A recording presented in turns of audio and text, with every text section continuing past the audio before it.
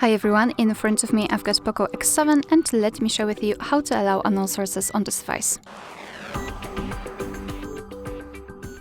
So let's start with opening the settings, and here we have to scroll and find the privacy protection. Let's tap.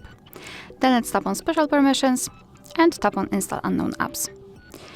And right here we've got the list of apps which are allowed or not allowed to install some content, and of course you can change it. So simply find the app you'd like to change the permissions for and tap on it. Then tap on the switcher, and as you can see here we've got the information, the warning that you're doing it on your own responsibility because some third-party apps aren't verified by the developer, so you may put your data and actually whole device at risk. So remember about that and choose the apps wisely.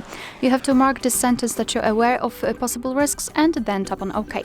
Now we can go back, and as you can see the Chrome in my case is allowed to install some content. Of course you can always remove previously granted permissions, just tap on the app and tap on the switcher, and after getting back the Chrome is not allowed to install anything. Alright, so that will be all. Thank you so much for watching. Please hit the subscribe button and leave the thumbs up.